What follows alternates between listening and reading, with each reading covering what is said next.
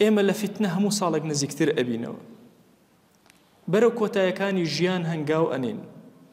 ئێمە ئیماندار ئەم عمرەی کە خوا پێ عەتا کردوین عمری ئینتیزار نییە چاوەڕێکەن هەتا فیتنەکان بێن، عمری ئیشە ئیش.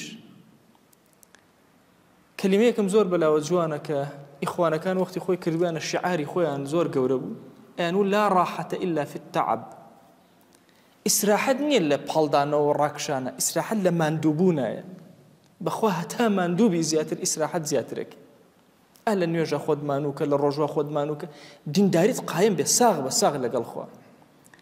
ساغبوون لەگەڵ خوایە ئەمە نییە، ینی من بە خۆم بڵێم کوڕە خۆ من ساغم لەگەڵ خوایە، نا بزانە دڵت چۆنە لەگەڵ خوایە. واللهی دڵت چۆنە لەگەڵ خوایە، خوا ئاوایە لەگەڵ تۆی. چەند ئەو بە دڵ خۆشت ئەوێ، بە ڕۆح خۆشت ئەوێ، ئەوەندە ئەم عەبدەی خۆی خۆشێ. ئەم عەبدە چەندێک متابعەی سونەت ئەکا، چەندێک لەگەڵ خۆشەویستە ئەڕوا، ئەوەندە لە فتنە مەئمونە و پارێزراوە. بۆیە ئەو ئەذکارانەی کە پێغەمبەری خوا صلی الله عليه و آله وسلم فەرموویەتی بۆ کاتی فتنە ئەبێ ئینسانی موسڵمان زۆر ئاگای لێبێ.